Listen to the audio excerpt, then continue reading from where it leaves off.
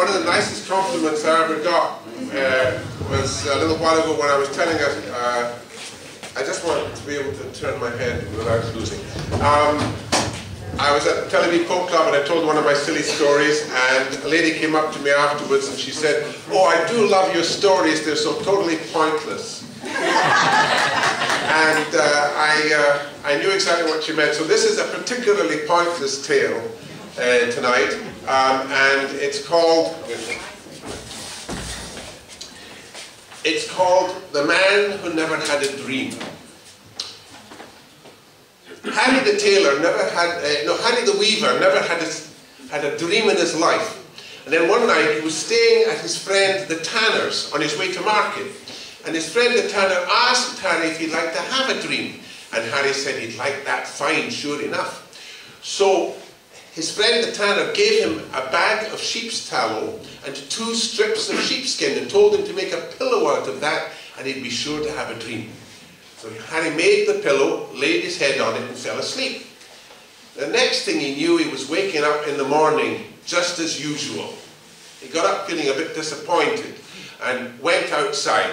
He tied the bag of sheep's tallow to his belt and wrapped the 2 strips of sheepskin around his hands and set off for market a bright spring brisk morning.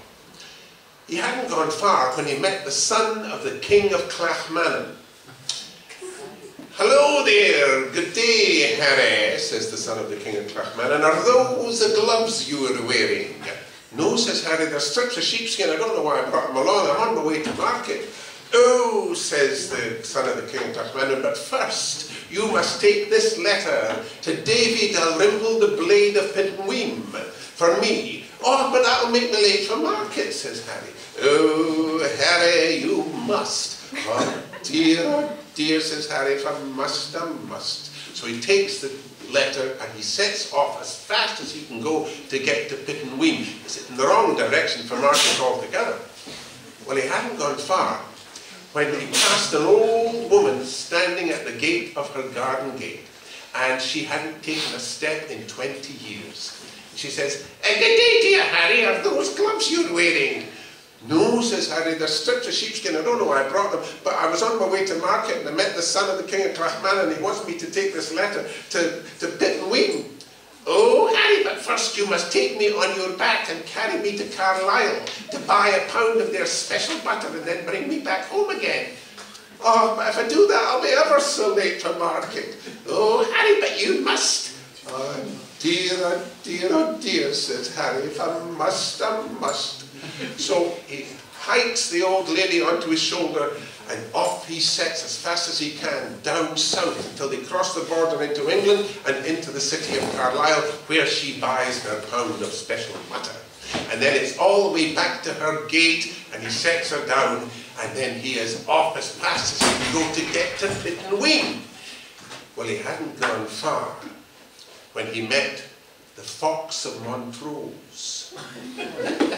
"Good day, dear Harry," says the Fox of Montrose. "Are those gloves you're wearing?" "No." Harry told him the whole story. "Oh, Harry," says the Fox, "perhaps you are going into great danger. Perhaps that letter is telling Davy Dalrymple to cut your head off. You don't know, you haven't read the letter. You can't read, can you, Harry?" "No," says Harry, "I can't." "Well, you give me the letter," says the Fox, "and I'll read it for you." So Harry hands over the letter to the Fox, but before the Fox can read it, in the distance they hear the baying of hounds. The Fox jumps up on a stone dike and looks over. "Oh, Harry," he says, "that's the Duke of Buccleuch's hounds. I've taken some of his hens. They're after me right enough." And off he dashes. "Oh, give me back my letter," says Harry. "Not till I've read it," says the Fox. And they run. Well, the Fox is not running fast enough to get away from Harry, but Harry's not running fast enough to catch up with him. And so it goes on until they get near to Inverness, and the Fox dashes down a foxhole. Harry's about to scramble after him when he remembers that in Paisley there's this man who has 2 very, very fine foxhounds. So he turns around and he goes down all the way to Paisley, and he says, he knocks on the man's door and he says, "Excuse me, sir, but could you lend me your 2 foxhounds? I really need them badly." The man says, "Aye, well, I could give them to you, but you'll have to bring me a letter of recommendation from your parish priest and another one from the Lord Provost." Poor Harry has to go all the way back home and get this letter from the parish priest and another letter from the provost, and gets back to Paisley. And the man says, "Thank you very much for those letters. Here are the 2 foxhounds. By the way, are those gloves?" But Harry was off already. And he goes back up to...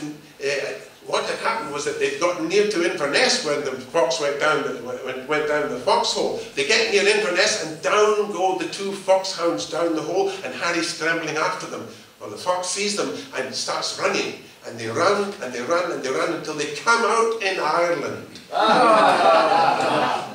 And the fox is trying to get away from the 2 foxhounds, and he's trying to get through this thorn hedge, and he actually drops the letter, and Harry is able to grab the letter, and then it's back down through the foxhole all the way back to Inverness, and then down all the way to Paisley to return the 2 foxhounds and thank the man very kindly. And then it's all the way up to Pittenweem, and he hands over the letter not knowing what the man's going to say, and Davy Dalrymple says, "Thank you very much, Harry, that's very kind of you. By the way, are those..." But of course, he didn't get a chance to finish his sentence because Harry was already trying to get to market. And he takes a shortcut going down a steep ravine between 2 high hills. And there he meets a shepherd. And the shepherd says, "What are you doing here, Harry?" And Harry says, I'm trying to get to market. I'm ever so late." And the man says, "Aye, and you're going to be drowned too. There's a great flood comes down here once every 7 years. I think I hear it coming now." And he dashes off. Well, Harry starts to run. The water's around his ankles, and then it's around his knees, and then it's around his waist, and he clambers up onto a high rock, but the water is getting higher and higher, and then he sees overhead, he sees a big eagle flying over, and he says, "Save me, save me!" And the eagle says, "I'll save you if you give me that bag of sheep's tallow." "Aye, sure, take it, take it!" So the eagle swoops down and lets Harry clamber onto his back, and the eagle flies up into the air.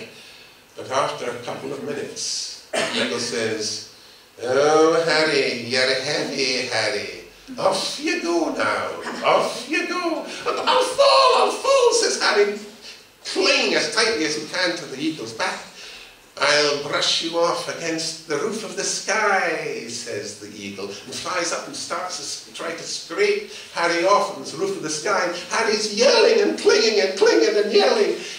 And the 2 gentlemen up in heaven, one of them says to the other, "I say, what's that terrible noise?" And one of them looks and says, "Oh, it's just Harry the Weaver. He's clinging to the back of an eagle."